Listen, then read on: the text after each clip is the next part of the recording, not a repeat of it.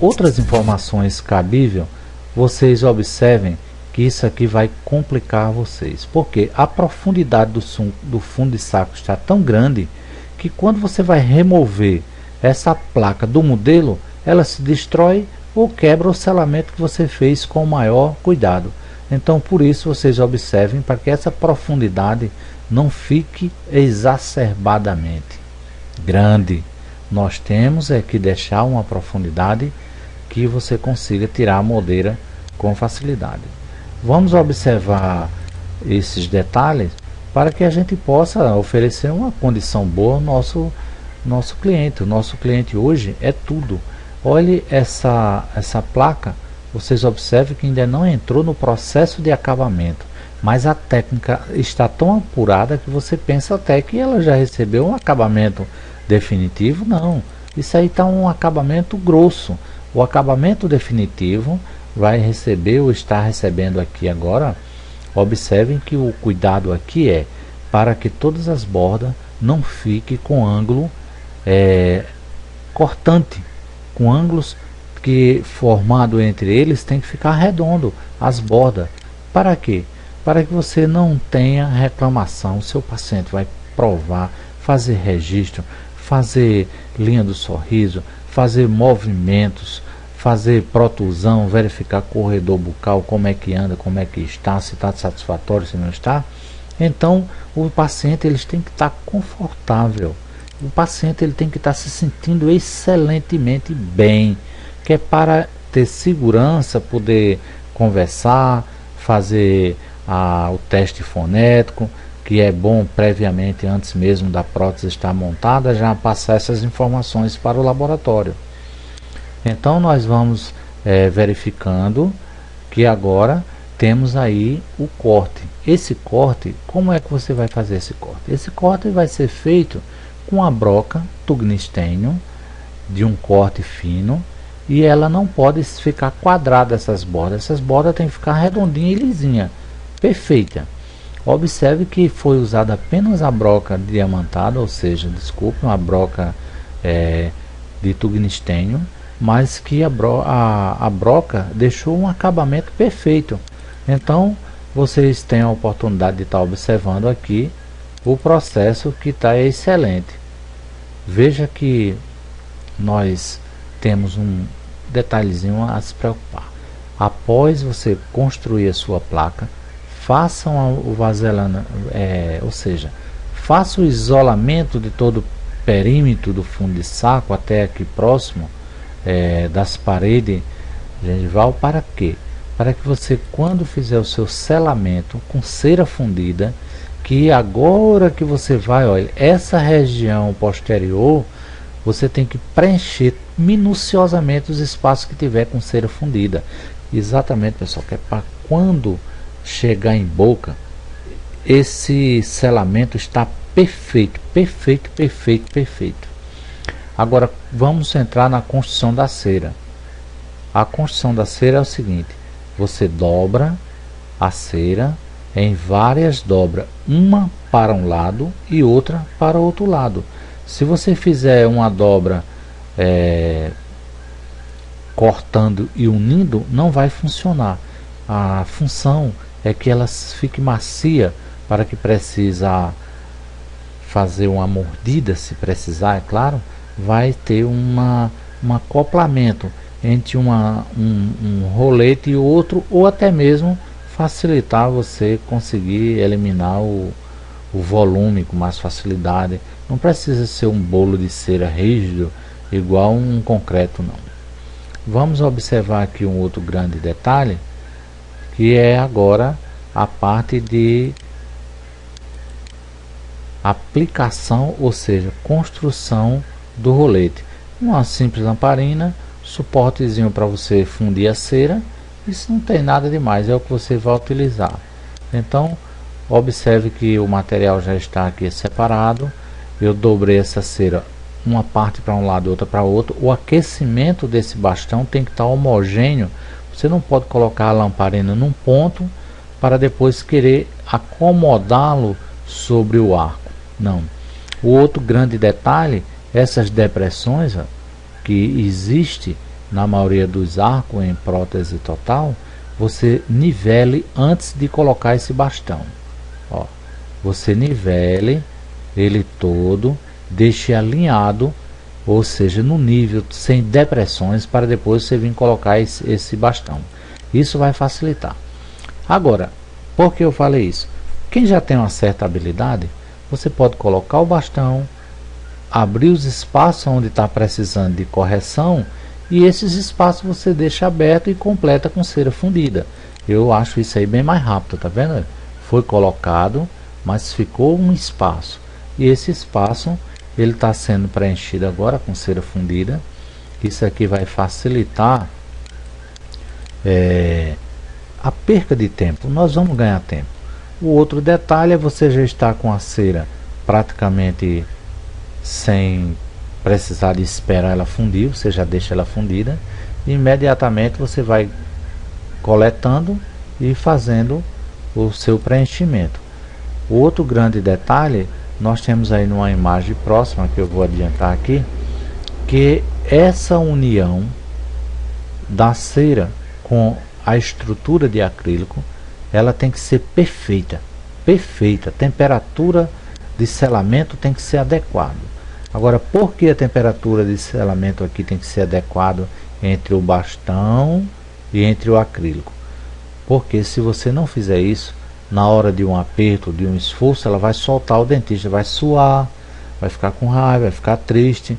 Aí se chega alguém que faça um plano de orientação que não dê esses problemas, é claro que o dentista não vai estar perdendo tempo em mandar um trabalho para um laboratório que deixa a desejar. Então, por esses pequenos detalhes, a gente às vezes ganha, aliás, grandes trabalhos. Eu mesmo estou tendo todo o cuidado do mundo. O outro grande problema que nós temos que observar é em relação a essa parte do... Aliás, em relação a essa parte do rolete. Observem, isso aqui é o eixo, a linha do arco.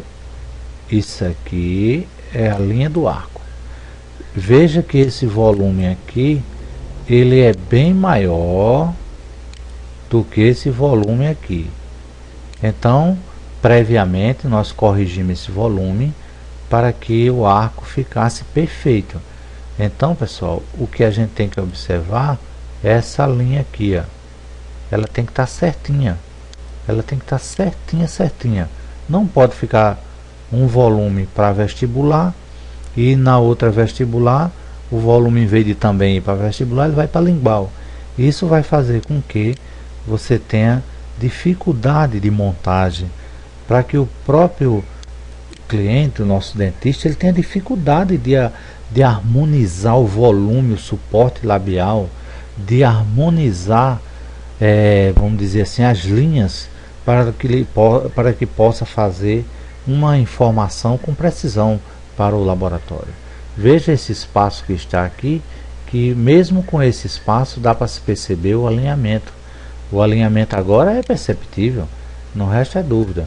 Veja que agora, ó, você marca aqui, o alinhamento vem aproximadamente correto. O que passa para um lado passa para o outro, só esse pequeno espaço aqui que tem que ser completado. Isso aí não pode ir assim. Esses são os detalhes que a gente tem que observar, que é para que a gente possa ter mais assim respaldo, né? E voltando agora ao que eu falei no início, que é o que? É o selamento periférico. Esse selamento periférico refere-se todo o perímetro da área chapeável, e aquela profundidade que eu me referi, observe bem, e além da profundidade, essa cera tem que estar com a temperatura um pouco elevada, não exacerbadamente, mas tem que estar, por quê?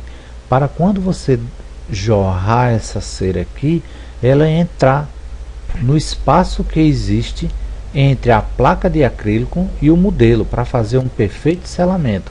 Se essa cera não entrar com uma perfeita, vamos dizer assim, temperatura ideal, não vai funcionar. Então não vamos ter um perfeito selamento, um selamento ideal. Veja que esse selamento ele é feito até como se a gente fosse concluir a prótese nesse momento, mas não é. Então, além do volume, o acabamento, observe agora o excesso tem que ser removido. Não se deixa nada para nosso cliente concluir em laboratório, em consultório. Veja que toda a harmonia de volume, de altura, desnível que haja, olha onde estava o espaço, já foi preenchido, está sendo tirado o excesso, e veja que o acabamento é prévio, não é para depois.